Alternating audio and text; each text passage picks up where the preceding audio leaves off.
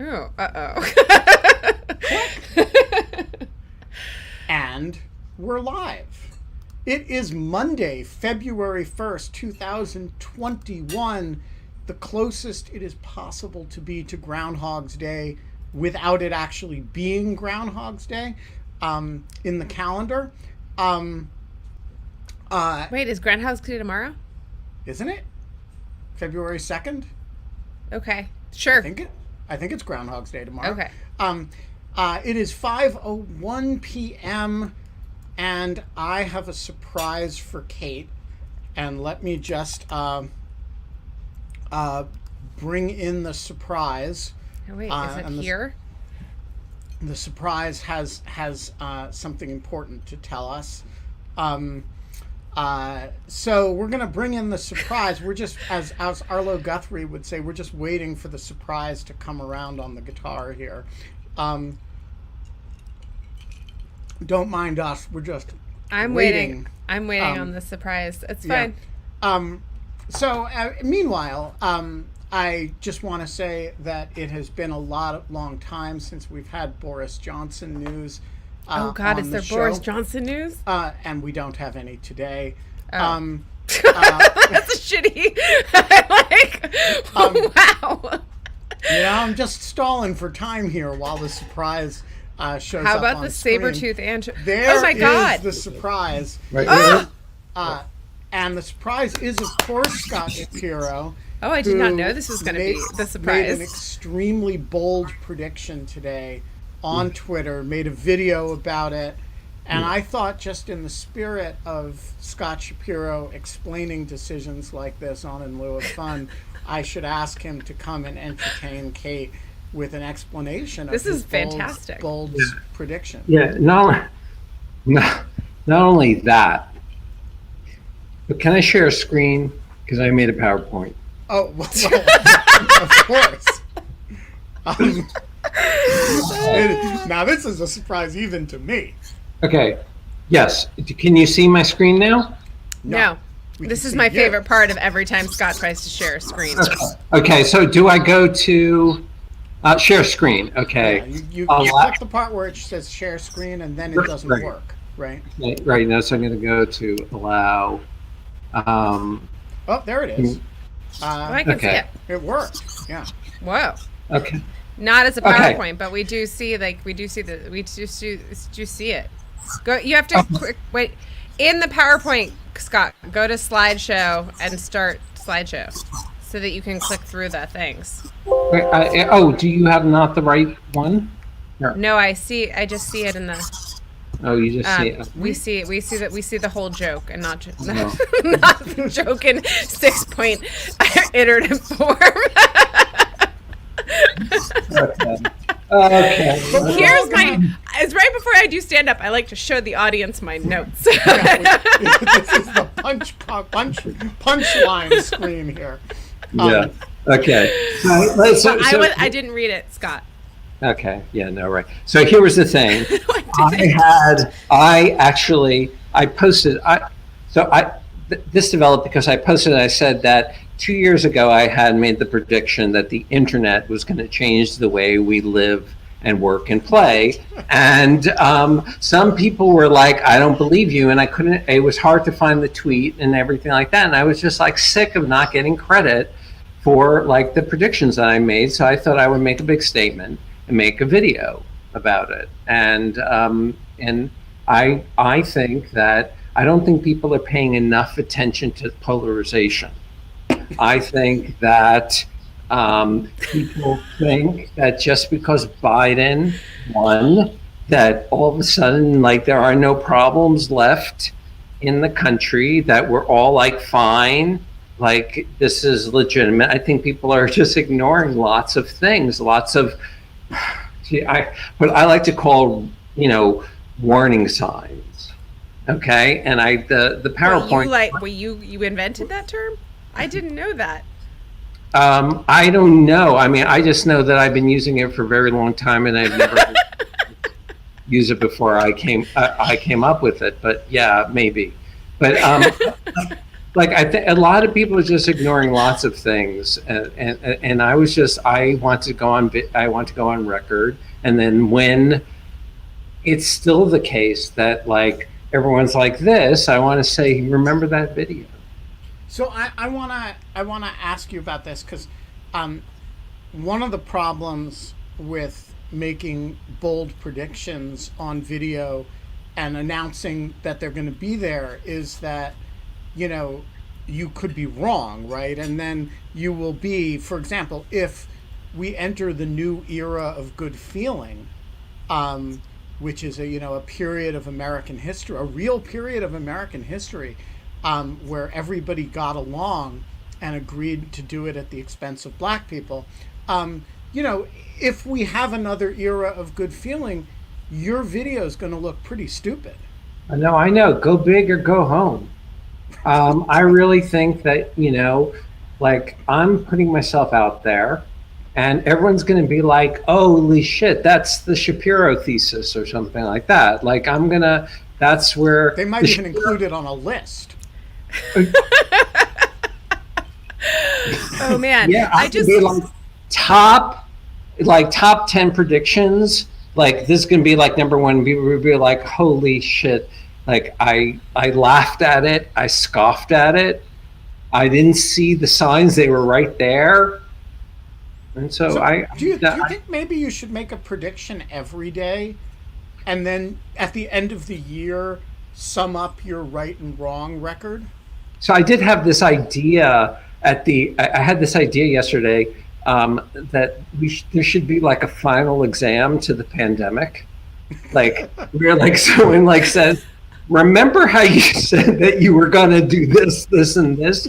Did you clean out the hall closet? No one likes that. It's a terrible, like, why? Who? Oh my God. But like as a TV show, I think it would be great. Like I would totally just see people be reduced to tears. Oh my God. Sort of a reality show where you get them at the beginning of the pandemic with the things they're going to get done. Right, exactly. How much of War and Peace they've actually read. Yeah, how much of you like how many, whether they actually learned, ancient Sumerian. Exactly. Right. I love how hard you guys are laughing at this. Also, and I was the person who was going to read Moby Dick and learn Greek for the first time. Like that was like absolutely like on my mental checklist of things. Although I will say that other things that I wasn't anticipating, like where could that time have gone, Ben? What could I have better done with that time?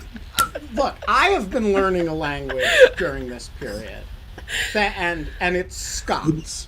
And I want to say, like, you've done that for like 5 days, Ben. No, but like the great thing about learning Scots is that it's super easy because it's it's already mutually intelligible with English. I think Len's argument that it is a language with integrity of its own that deserves respect is completely compelling. And therefore, if we learn, if you follow the Scots word of the day and you read, you can actually learn it relatively fast because we already speak a language so adjacent to it. So I think you get all the points for kind of learning ancient Greek, and it's really a small fraction of the work. No, but it also sounds like you're part of perpetuating a kind of a local dialect. I mean, you get a lot of points for kind of the authenticity. Cultural continuity. On the other hand, literally, no one knows what you're talking about because they incorrectly call it Scotch, and so this is Scotch. No, I know that is Scotch. I mean, technically, it's whiskey, but. So I just want to say, but the whole point about saying about the final exam is there's still time.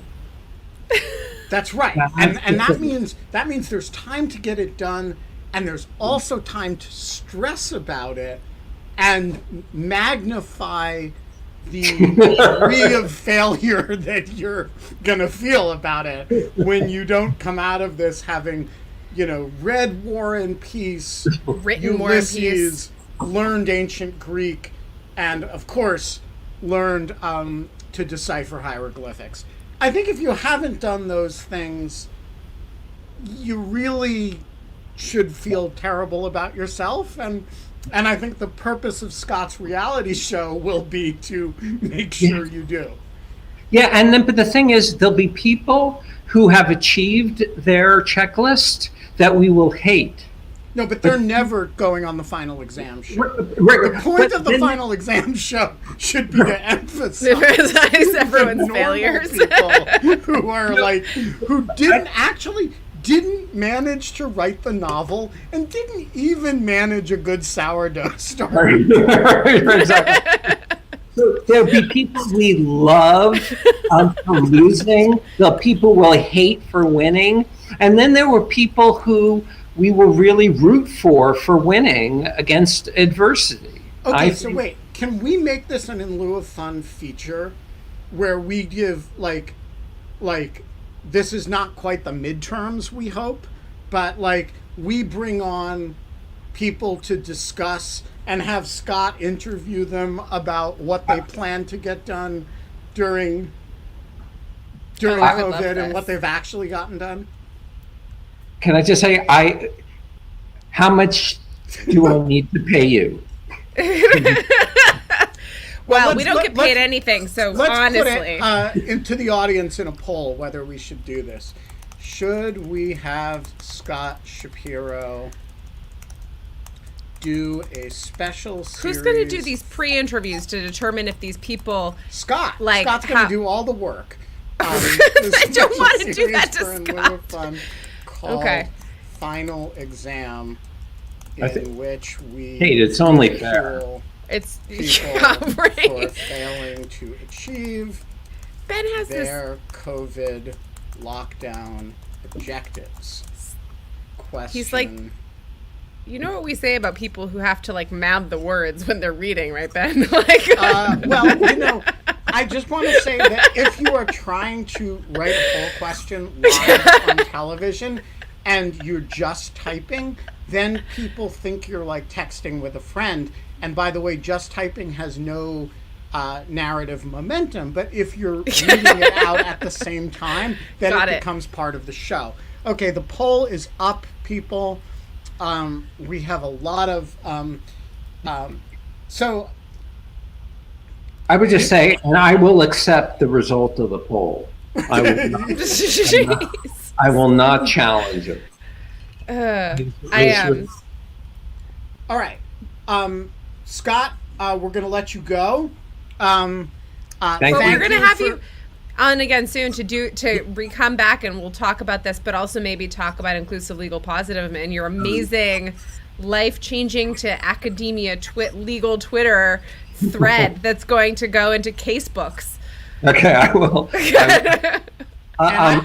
I'm happy, and thank you as always for having me on. I just want to say before you go, you're clearly winning this poll by a lot. What does winning this poll mean? Meaning that you're actually the more or less work for Scott. Exactly. No, but this is the kind of work he likes. He gets to pretend to be earnest, and so you need to think about who your He's first not guest earnest? on this feature. Yeah. You got to figure out who your first guest on this show, on this feature, is going to be, and persuade them to do it. Oh, I know. I got it. That was easy. Who is it? I'm going to tell you. All right. You persuade that person to do it, and no. I'm going to throw it out there. Wherein. Oh. All right. The thing is, all right. So I don't like this guy. He's a lot of he's very I know he works hard. So what if he's been one of those people who's knit an entire He's quilt? Also got 2 little kids. He's super but busy. The thing is, everyone loves Wherein. Yeah, he's lovable.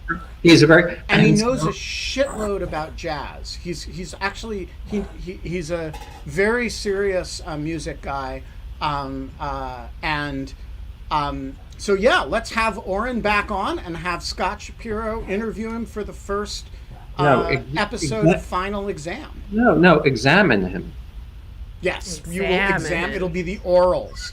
So Scott, orals. I leave it to you to raise this with him. You just name the day. We'll be here. Bye, See you later, Scott. We are not allowed to have fun anymore, but in lieu of fun, we are allowed to sometimes just declare it a Just Us Day. And Kate texted me earlier today and just said something like, Jesus Christ, can it just be us? Because I'm freaking exhausted, and we had guests both days this weekend, and I said something like, sounds great. Yeah, and you're so like, of here course. we are. And I figured from that Kate was pretty exhausted because she had to move, and there was snow, and this is the first time she hasn't cooked dinner. And I taught class this morning. Yeah, and it was terrible. I ordered food and it never showed up. And then this is terrible. So we figured we were going to have a super easy show. So I asked Scott to come on to entertain Kate, and Kate has there's a blizzard going on in New York. There's here it's gorgeous. There's just a little bit of snow on the ground. It's very pretty, and now it's kind of drizzling, raining, kind of snowing. Tom McGuckin, no, DC isn't paralyzed because it wasn't doing anything anyway. You have to have motion in order to have paralysis. Oh, that's a good point. Amazing how little the snow has affected DC. We're all staying at home just as we would otherwise. All right, so here's the question, KK. Yeah. What are we going to talk about today? I have one rule. We are not planning the show for the week because that involves work. Yeah. And I love that. We're not, you want to take the day off and chill out Just Us Day. I love it. I'm so, this is fantastic. This is classic, you can only see one sliver of my life through the lens of the cam, but if you could see every surface is turn it. No. That's the opposite of what I want to do. You will just see every surface is just covered in clothes and craziness and it's just and I taught class this morning and it was fine, and I think that there was maybe, I wonder if you had this feeling, Ben, there's something about a snow day in this new era of online learning and everything where things actually don't get canceled. That must be what all parents felt every time there was a snow day, where their kids are home and it makes all of this extra work for them. But it feels like you have all of the work of having to deal with snow. Ooh, that's so nice. Is that what it looks like outside? It's what it looks like outside. It's a pretty blue light. I just don't want you guys to see my screen. I know. So I'm moving my screen out of the way. And did you take that shot of the cardinal, Ben? Yes, that's out this window. There we go. There's the. I like how the red trim is on the hammock. It doesn't show up. Oh, whoa! Hi, Ben. That's a very close image of you.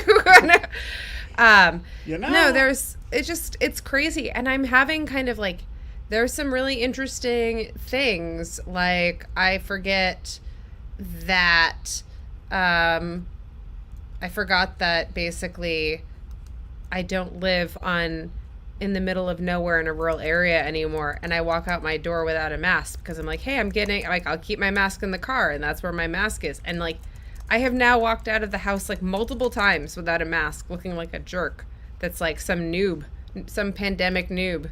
And I'm just kind of oh, look, I just got they closed campuses for tomorrow too. So definitely you are off the hook. Off the hook for commuting into school for was going to be my first day of teaching in person. So now I only have 2 teaching days that I have to have before I get vaccinated. That's great. According to the, I wonder what happened with all the vaccinations because of the snow day. Have you seen anything? So how much snow is on the ground in New York? Like solidly like 6 to 8 inches. It's drifting and blowing around. Yeah, it's actually quite a bit. And it's very wet. It's very, very wet. It's not very cold. Like it's like cold for snow. Like it's in like the it was in the the mid 20s. My heat came back on. The internet started working again. Things are still a disaster. But yeah, it's just totally kind of not. Oh wait, is that what people are saying, that all of the vaccine things are postponed? Yeah, that's kind of stressful. On the other hand, it also inhibits social contact. So there's a it slows down vaccinations, but it also slows down events like classes and stuff. I want to thank Catherine Maddox, who texted me letting me know. I'm sure I would have found out in a couple of hours, but this was weeks ago. Catherine was the first one. She's been doing all of this reporting on and work on kind of informing the public about the rollout working. I don't know exactly, but we should have her on to maybe talk about it if she wants to. Excellent. Yeah, but Catherine, hello. Hi, Tim Miller. Tim Miller showed up. I was like, that's not Catherine Maddox. Speaking of surprises, but he failed to turn. He wanted to be a disembodied voice, but he failed to turn off his webcam. So we had a momentary glance of him. But in the spirit of surprises, Tim has a question that he just texted me, and I told him I was doing in lieu of fun. So if he wants me to address it now, he should just come on the show and ask it. What's your question? Hi, Tim. Can you still hear me? I think I think your hair is longer than voice. Here. Yeah, now you're a disembodied voice. Everybody saw me from bed. I'm wearing my Not Today Saban nightgown shirt. I love it. Not Nick Saban with. Remember when I DM'd you a picture of John in an octopus tank top that we got, a mesh octopus tank top that I got him in Provincetown? I would like to see that, but I haven't. Okay. So I just want to say that now the Federalist will be able to have a bedroom scene with Tim Miller. I'm very excited about that. The Daily Caller targets me more, but Federalist has bigger targets. But here is my disembodied voice question. I have a big article. Everybody can come to the Bulwark tomorrow. I would like the Democrats to push for. I know everybody is missing Donald Trump very much. Off of Twitter, so I think that the Democrats should push for Donald Trump to testify. I think the best way to put Republican senators in uncomfortable positions and make them own their complicity is for him to testify, but I do not know what the legal considerations are around a former president testifying in executive privilege and whether he can be subpoenaed, and I'm no lawyer, I'm just a hack. So first of all, the basic rule is that there are no known rules, right? You've got the Senate rules of the impeachment trial. Presumably the other provisions of the Constitution apply. They do allow the provision of subpoenas. So theoretically, you could, the impeachment managers could subpoena him. But the problem, of course, is that he presumably has Fifth Amendment rights. And, the Fifth Amendment says that you can't be made to be a witness against yourself. And presumably, if that means anything, now it does say in criminal proceedings, of course, and impeachment is not a criminal proceeding. It is what it is, right? It's an impeachment proceeding. So, but presumably there are criminal implications of these allegations. At least I think there are, and there should be. And so presumably if they issued a subpoena, he would resist it more on grounds of Fifth Amendment privilege than on grounds, I think, of executive privilege. I don't see a way of compelling him to talk in this context. That said, the theater of trying might be kind of interesting. and forcing Republicans to have to vote on the question is an interesting concept.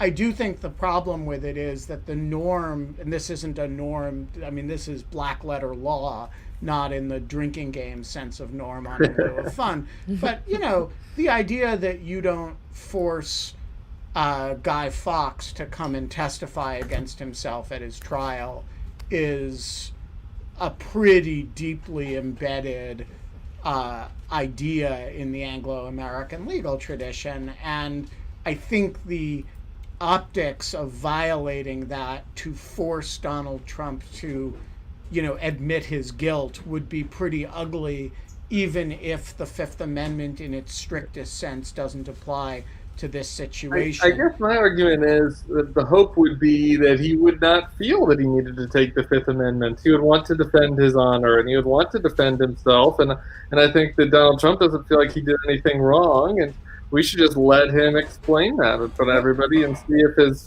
friends on the jury concur. Well, but the normal way that would happen would that he would be testifying in his own defense rather than that he would be called by the prosecution to testify against himself. Mm-hmm. I think once you say, we the prosecution, i.e. we the impeachment managers, are calling as a witness the defendant, you're in a pretty dicey land. And I think Well, no, that's just a hostile, you can call them, but it's a hostile witness and they'd plead the Fifth the whole time. Yeah, I think it's and I think any reasonable defense lawyer would immediately assert the Fifth. So I think theoretically, could they issue the subpoena? Yes. Generally speaking, and this is, people are going to, in the drinking game land, there's a very strong norm against calling somebody in self-incrimination to force them to plead the Fifth. And compelled speech. Yes, exactly.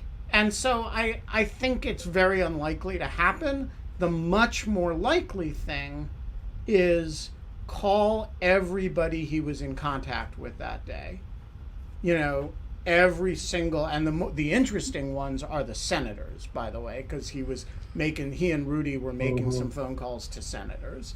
And that's weird because those are jury members in this context, but call everybody who was around him that day and make them testify. And this does raise executive privilege questions, but try to get them to testify about what he was doing, what he was saying. Was he really gleeful when this was happening?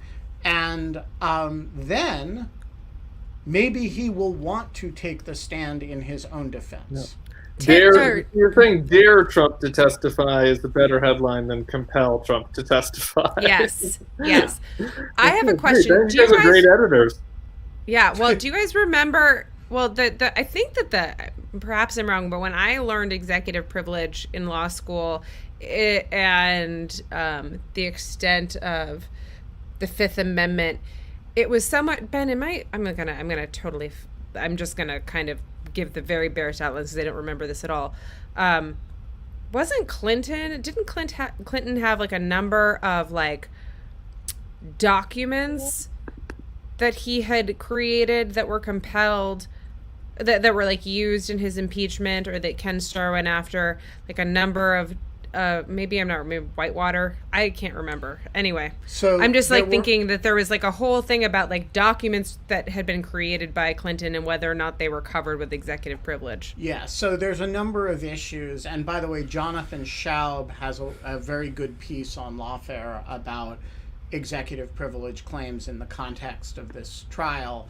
But there's a number of issues, right? One is, there's no question, to those who are asking this in the chat, there's no question that there are executive privilege claims available, right? So these are conversations the president had with his closest advisors. These are clearly covered by executive privilege. The question is, whose privilege is it? And there's a little bit of a dispute about this historically, whether the former president has control over the privilege as pertains to him, or whether the privilege resides always in the current executive, and that is to say that Biden gets to waive executive privilege on Trump's behalf. I think as to documents, there's no question in my mind that the latter is functionally correct, because Biden has physical control over the documents. And if Biden says release them, the executive branch will release them. So as a de facto matter, the current president controls the privilege. Thank you for reminding me about that. With respect to documents. The interesting question, however, is with respect to testimony. So let's imagine the worst, which is that Donald Trump, closets himself with Stephen Miller and through this whole process. No, that wasn't meant to be a sexual reference. It was but still, just like I'm imagining like him as like some type of Beauty and the Beast, like animated closet that turns into Stephen Miller singing "Be My Guest." You guys are all like, you have sick minds. I'm sorry. The president is talking with his close advisor, Stephen Miller, expressing glee, saying things like, "It is all working according to plan." Mwahaha. And then other people come in and say, "Mr. President, you have to call them off." And he says, "No, I will never call them off. Stephen, do you think I should call them off?" And Stephen Miller says, "No, Mr. President, you should never call them off. Let them wreak havoc all through." And then he gets on the phone and he calls the lead protester and he says, "Mr. Lead Protester, full steam ahead." So, right, there's actual conspiracy with the protesters, right? And then, of course, you call Stephen Miller and he says, "I can't testify about my conversations with the president because they're covered by executive privilege." And, of course, the question is, who gets to waive that privilege? And I think the best theoretical answer to that question is Biden. That the privilege is a privilege of the executive branch. Office, yes. Of the office. It is not a personal privilege residing in the person. The interesting thing is there is an institution that historically has disagreed with me about this, which is the executive branch of the United States, which in an opinion or a set of procedures written by one Brett Kavanaugh, on behalf of the White House Counsel's office. That guy, back when he was in the White House Counsel's office, he drafted a set of procedures for the National Archive that actually acknowledged that there may be executive privilege claims by a former president. So this is a genuinely unsettled question, and I think you could actually have a dispute about it here. And I remember, Tim, I can't wait to read that piece. Make sure to tweet it. I'm gonna make sure to look for it tomorrow. Oh, is it going out tomorrow? It's going out tomorrow. I'll tweet it. I'll come back and drink on Friday, and we can recap. Oh, good. Okay, sorry. When it goes, you should come back this week, and we should do a kind of impeachment trial preview. I would love it. All right, that's a great idea. Let us know what day you want to do. Okay. Bye bye. See you later. All right. Tim. Oh, Ben. Tim's gone. Sorry. No more Tim. And I have no more surprise visitors for you. Oh, but I mean, that was lovely. Those are like two people I really like. That was fun to see them. Yeah, it's fun. Like entertain Kate Day. Yeah. Should I entertain you? Should I entertain you with some audience questions? Yeah, there were some good ones. I liked a couple of. There were some. I mean, I always like all the audience questions, but some of them are like kind of fun. It was a nice mix of fun and goofy. I want James Heckle's question today because it's like a meta question. So Chris asks if we can go through the 80 audience requests guest list, but no, we're not doing any work. We're not doing any of that today because that is actually a lot of work. And so, I'm very tired. James Heckle, you have James. You have a meta question today. I asked a bunch of questions. Yeah, you asked a bunch. The one that has the most votes is, can we invite a laser expert on? Sometimes we have experts on on corvids and other. But does it have to be like a Jewish laser expert, or and by this I mean an expert on Jewish lasers, not. I defer to you on that, Ben. I don't. Oh, as why? A goyim, I feel unqualified to propose. Goyim is plural. You're a goy, not a goyim. As you can see. Is it? It's plural. Yeah. My point is proved. Im is the masculine plural in Hebrew. So goyim, goy is a masculine word. It just means nation or people. And so goyim is the nations, i.e. the other nations, as opposed to Jews. And ot is the female plural, the feminine plural. There you go.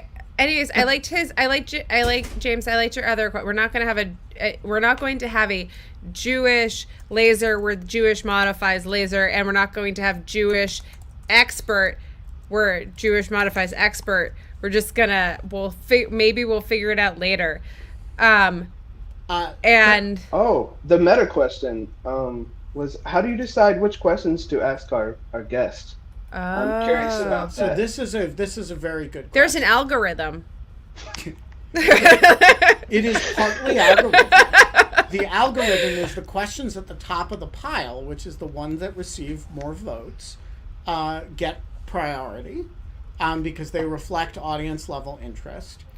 That's point number one. Point number two is I tend to privilege questions where I can bring the person on, because I like the interactivity of people asking their own questions rather than Kate and my reading them. We do read them when we have to, but if I can bring the person on, I like to do that. I'm saying I here because one of the deficiencies of Crowdcast is that only one of us can run the show at the same time. And so, in fact, that's me because I have the Lawfare account. I like to bring on people who can ask their own questions. Factor number three, I do often make a point of trying to increase gender diversity, so I will go down the list. The list of people who are willing to come on the screen is uneven. Is uneven. And the list of people who are willing to pose questions is relatively gender uneven. The list of people who are willing to come on screen to do it live is even more so. So I do actively discriminate in favor of female questioners who are trying to who are willing to come on screen.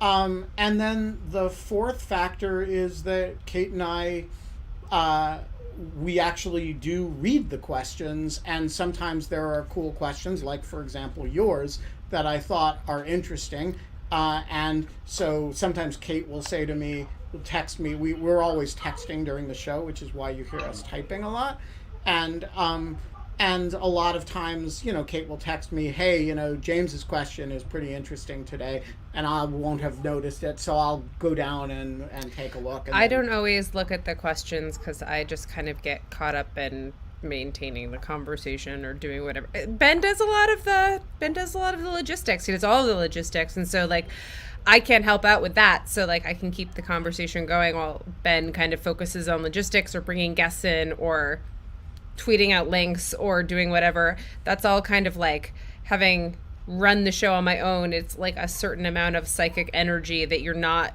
it's hard to formulate questions at the same time or read at the same time. There's another element that of active discrimination, which I don't mean discrimination in an invidious way. I just mean what are the factors that... So there are certain people who always ask really good questions.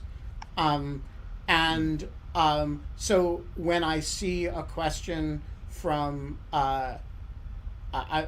the inclusion of certain people here is not meant to disparage others or to suggest that others aren't on this list. But, when I see a question from Dave Botts or John Bordeaux or Alice or Eve, I don't actually need to those are always quality questions. It's trusted, Tony Cava, 5 Catherine stars. will ask question again. and also, I know that when I click on them and invite them on, they're not going to refuse, which can actually can disrupt the flow of things when I try to bring somebody on and either they're having technical difficulties coming on, which is a factor a lot of the time on Crowdcast, particularly for people who haven't done it before, but also that a lot of people aren't, they're more willing to pose a question in the Q&A than they are actually to show up and answer it or actually pose it. And so you end up with these gaps where there's nobody on screen to ask a question, and I don't love that. And so when I see somebody who I know is A, willing to come on, and B, is always good for a good question, I do actively discriminate in favor of those people. Makes sense. I want to go to your question that I really liked, was the question of, which just made me think of we should have a general, I like memory episodes where we talk about things that we did that were quirky about certain things. The snow day thing. So you said bread bags on your feet and was it cardboard sleds? Man, we had some epic fucking snow days in Rochester, New York. Let me tell you, I could go on and on, but how did you bread bags on your feet? I've never heard of that. Well, this is actually a political reference. I think Joni Ernst, senator from Iowa, in one of her responses to Obama's State of the Union address had mentioned that, and I didn't think anything of it at the time because I have some vague memories of doing this when I had too many holes in my shoe and I wasn't allowed to wear the good shoes going outside, of doing just that thing. But apparently at the time it blew up on, I don't know, Twitter. What just is as a thing that was a class thing, that basically wearing bread bags on your shoes is a thing that poor people did when they can't buy new shoes. Something and it snows outside? Yeah. But okay, I think people were piling onto her just because, she's Joni Ernst and had other, political, reasons why people like to pile onto her, I guess. Ben, can we make it a non-political question and just talk about fun snow memories? Hi, Hillary. Yeah. Hi. Although Hillary had a political-ish question that I brought her on before you said that. So Hillary gets grandfathered in on the political, with an allowed political question, and we will not do any others. Okay, I'm honored to have the political question of the day. James, thank you so much. Yes, and Kate, I'm glad you got home safe. Thanks. I saw your tweets last night, so it's good. Glad you're home.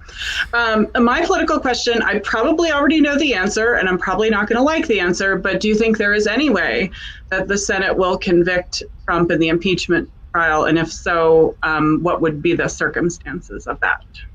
Thank you. This is Tom's question. Yeah, I think there is almost no way. Yeah. But I do think there is one variable, and it relates to Tim's point earlier about Trump himself, which is, he could show up. And I don't mean physically, but his own capacity for making his situation worse is pretty dramatic. And it is pretty clear to me that Mitch McConnell wants to convict him. That's the significance of what McConnell did, a couple weeks ago, and the noises he dropped. It is also pretty clear to me that the base isn't there, and McConnell's not going to get ahead of the base. And so the question is, how hard can Trump push over the next couple of weeks? And also, how effective are the Democrats in presenting a devastating case? And, this is there's a real strategic question here, whether they're going to go based on the public record or whether they're going to try to bring a whole lot of witnesses to try to go behind the scenes. They can do the latter if they want, but it would take time, right? And Biden wants to use the time to pass a COVID, he's got a legislative set of priorities, right? Yeah. And how much of the first 100 days of his administration does he want to spend litigating a fruitless case against Donald Trump that, by the way, he has no control over? But couldn't we see all of this to begin with, Ben? I feel I felt, I mean, even though the momentum seemed to build and the evidence seemed to build as people kind of put together everything coming out of the Capitol riot, this was this always seemed like this was going to be the dem the brakes, kind of what was going to end up happening with things. I mean, I don't know. I think that's right, but I also think, I feel for the Jamie Raskins and Nancy Pelosi's and Alyssa Slotkins here. I mean, they were the victims of a hostage situation. And they have exactly one real remedy here. And this is it. And what would it say about them if they looked at that situation and shrugged? And so I kind of, acknowledging the fruitlessness of the thing, I don't really what could they have done? It'd be one thing if Kevin McCarthy had come to them and said, this is completely unacceptable. My caucus won't support an impeachment resolution, but we should join hands and, and do a major censure resolution, right? But they're proposing nothing, right? And so I don't know that I think that there's a real alternative to their situation here. But one thing it might do is it might cause Nancy Pelosi to whisper in Raskin's ear, hey, let's do this on the basis of arguments, not on the basis of the large, of the presentation of a lot of evidence that's going to take time. And so, make 2 days of argument, then let him make 2 days of argument, and then let's vote and let's get this thing over with. We'll make our statement. We'll get 5-6 Republican votes. We'll have the bipartisan vote. They'll embarrass themselves and we'll go on.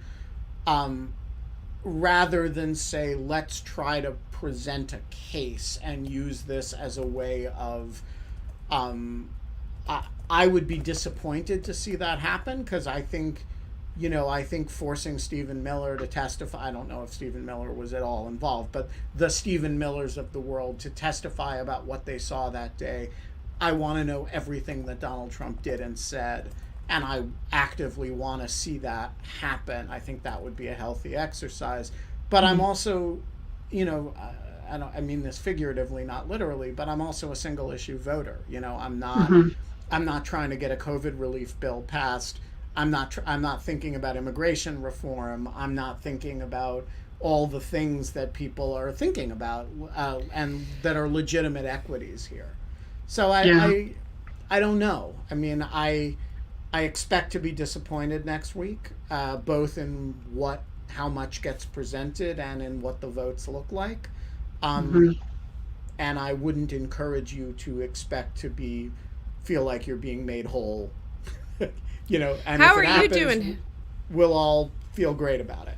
Sorry, you froze for a second. Did everyone? I thought that. Oh, weird. Okay, sorry. Now you're all back. I'm here. Yeah, and then it did a weird speeded catch up. Okay, sorry. Weird. That was strange. That's okay. I'm getting used to all this with virtual church and everything and all of these technical things. So I'm kind of rolling with all of it. Yeah, I think it might be my new internet connection. But anyways, yeah, it's. I thank you for asking this question. I've been wanting to ask Ben this question for a while. And so and kind of to talk about it, because it's been a minute since we talked really the impeachment, Ben. I feel like it's been we're gonna have fun with it starting next week. Yeah, I know. It's gonna be crazy. Did you get any snow, Hillary, or are you doing okay? We got about 4 to 5 inches, and it's still kind of lightly snowing, and we're supposed to get more wintry mix. We're always right on the line between snow and slushy stuff, so it looks really pretty. I'm excited we got more snow than ice, because usually we just get freezing rain and it's just kind of makes everything brown and so I'm happy. I work virtually, so it doesn't really affect my daily life, but it's pretty to look at. So cool. And I'm glad you got home safe, and thank you for taking my question. It was so sweet. It was great to see you, Hillary. Ben, you grew up in DC mostly. You did live in New York for a while, though. Do you remember big snow days? Well, so I was in New York for the blizzard of '77, I believe, or maybe it was '78. How many feet was that? Two and a half. It was a big snowstorm. Do you remember Um, the blizzard in DC in February of 2009? yes. That was Snowmageddon, snowpocalypse. Yeah. Yeah. Yeah, I was not here then. I was actually skiing out west, but I came back to 4 feet of snow. It was absolutely like absolutely incredible. It was stunning. It was the most snow I've ever seen in this area by a long shot, and Yeah. it stuck around. Unlike snow in this area, normally it snuck around for a very long time. I had a bet with somebody. Oh, I had a bet with Kristen Capps, who I was living with at the time, that the snow would stick around, that the snow would disappear by a certain date in April, and he thought that it would be around until May. So I was like, "But you're from Texas, Kristen, and you don't know what you're talking about." And so, anyways, yeah, that's there was that. That was before online learning, and they canceled the first 2 weeks of my semester of class at Georgetown. And we had epic makeups for that. So, hi, Wow. David. So Hi. David Botts has an inventor he wants to talk about. I do. Oh, yeah. Thanks. This is a great question. It's more of a Well, yes, of a a comment. dissertation I than know. a question. But I'm super eager to hear this. Ben, no laser for you at all? No, Pew. nothing. Pew pew. Oh, There it that's is. so pretty. Oh, wow. Look at that Yeah. laser, the baby cannon laser. I love it. And oh man, my dad texted me back that photo because I texted it to him. He texted me back that photo today, and it made me like tear up. I was like staring out into I the love like, the baby cannon.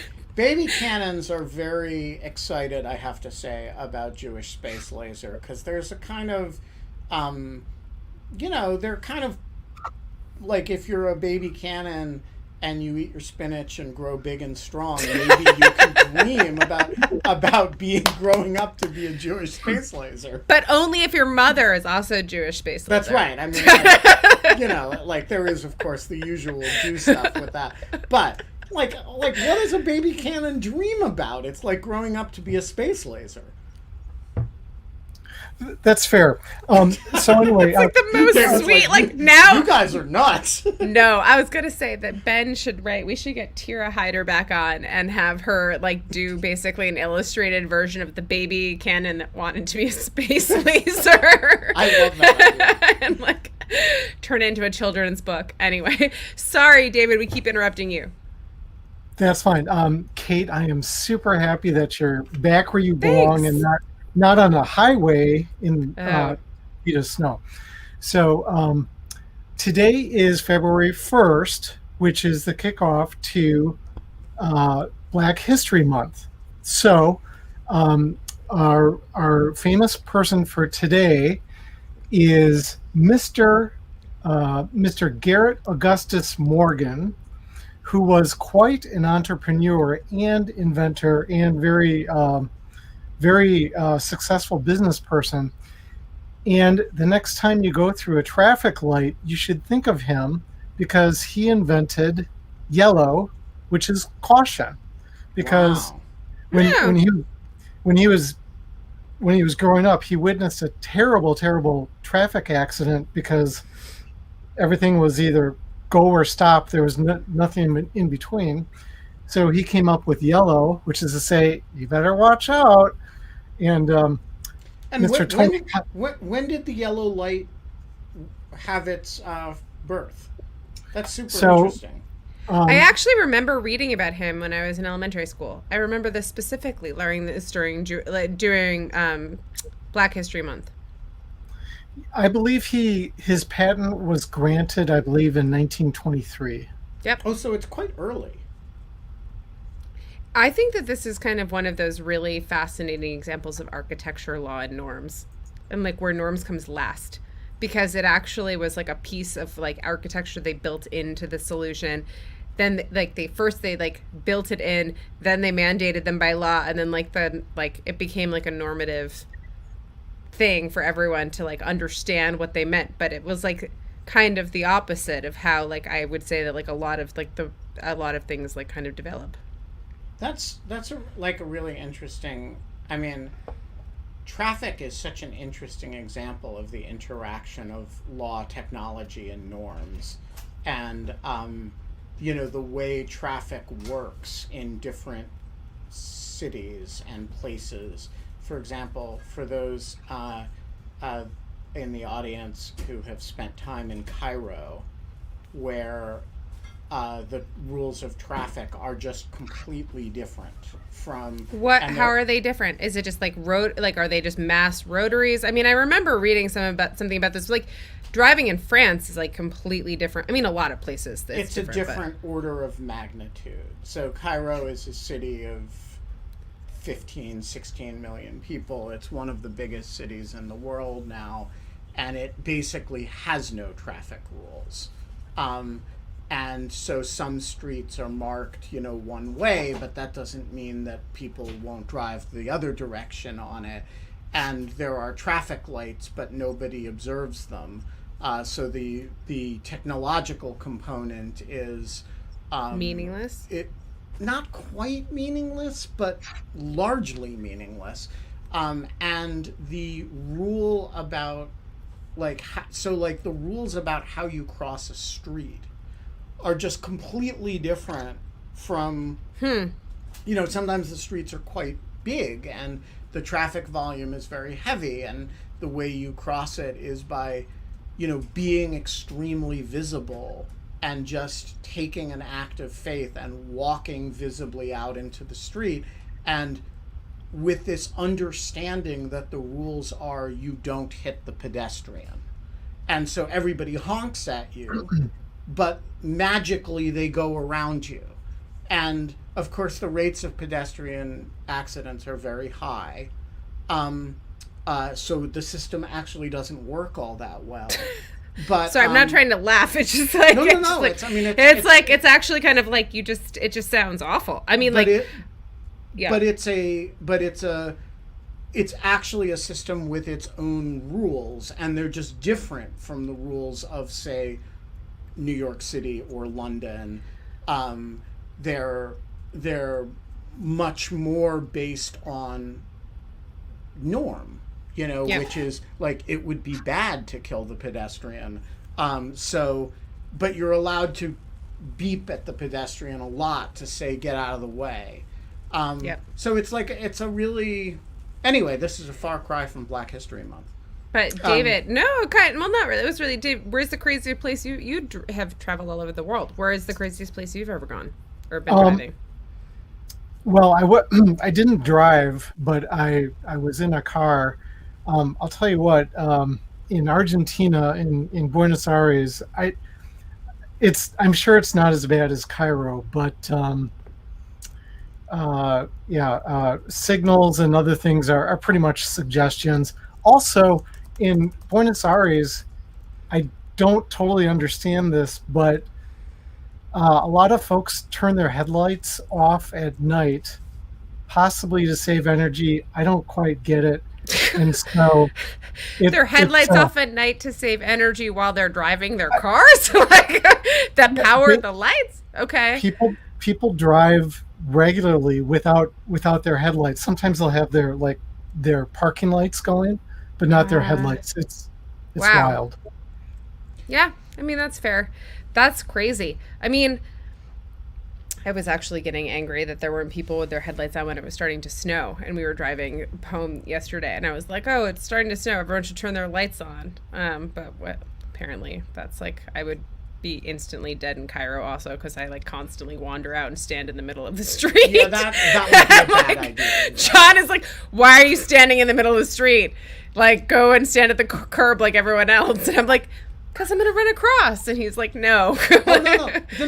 So that's actually the way Cairns cross the street. Okay, so maybe if you want to cross the street, you visibly walk out into the street, and that's you what I make do. sure you're visible, and then no one will visibly accommodate you, and they'll honk at you partly by way of letting you know that they're there.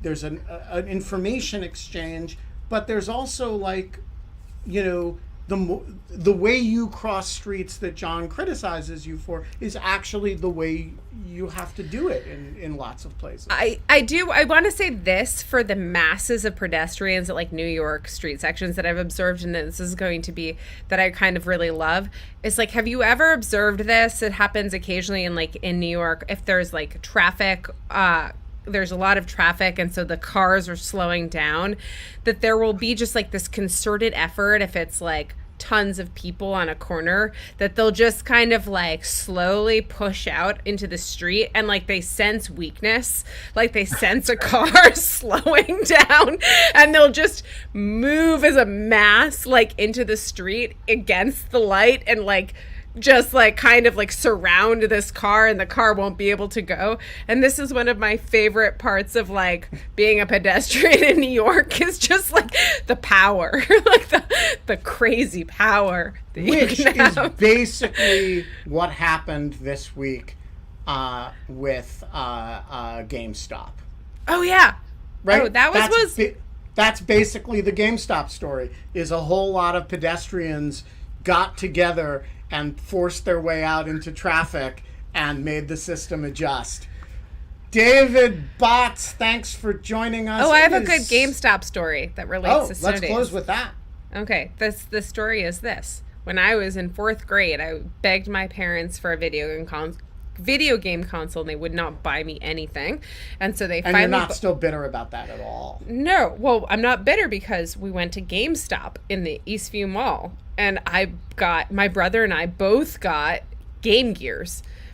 And then shortly thereafter, What's Game a Game Gear used to be a thing that Sega made that was like their answer to Game Boy. But it was a handheld, and there was Sonic the Hedgehog cartridges and Echo the Dolphin, I remember, and, like, a whole bunch of other ones. And anyway, your parents gave in other words. No, a console is like an N64 or, like, something that you plug into your TV. This was like a small little handheld thing. I see, okay. Yeah, and it ran off of AA batteries. So we got these things. We finally got them. And then basically we finally got these things. And then, like, my parents were so thrilled because a few days later we got a 5.5-foot blizzard in Rochester. And school was canceled for a week. And we played Game Gear all day. That was, like, all we did, because there was no power. We had no power, and so all we had was batteries. And so my brother and I burned through every AA battery in the house, and then we ran out of batteries for the flashlights and the radio, so that my dad could, like, listen to the weather report or school closings. And so anyways, this was kind of, and we had no way of getting out of the house to get them. Anyways, this was my snow meets GameStop story, but that was all thanks to GameStop, which And used so to be when the GameStop shit happened last week, were you tempted to buy GameStop stock out of some combination of the fuck the hedge fund instinct and the nostalgia for Game Gear instinct? Yeah, no, I was basically like, this is a crazy, crazy, hilarious thing to be doing, because I could tell GameStop was going to go out of business in 1993. And so I was like, there's still a GameStop? Like, there's still malls? That's still, like, a thing? Anyway, I'd never heard of GameStop. Really? Until last Oh, week. no, that was like it was a whole thing. But it was my whole interest in video games is really just a creature of the last few months. Yeah, it's yeah. Well, all I can say is always have some backup batteries in the house if there's going to be some snow days. All right, that's the lesson of the day. Always have backup batteries on a snow day. It has gotten dark in Washington, D.C., so we can no longer see that it is a snow day. We will be back tomorrow. Because we did no planning for the show, we have no idea who our guest is going to be. That's true. Or Wednesday or Thursday or Friday. But we will try to get somebody who can talk about lasers, Jewish and Gentile alike. And of course, Tim will show up sometime this week to talk. And we're going to have Richard John back on to talk about to talk about the Postal Office. Service. And then we also were going to have Franita Tolson, who I invited, who's a law professor at USC, to talk about her book that's coming out about In Congress We Trust, which is all about the Jim Crow era and Excellent. Voting Rights Act. So, all right. So we actually have some stuff going on. Yeah. And, we're not allowed to have fun anymore. But in lieu of fun, we sometimes have snow days that are don't not quite have snow much days. Effect because we weren't leaving the house anyway. We will see you tomorrow. I wonder if Bye, I Kate. can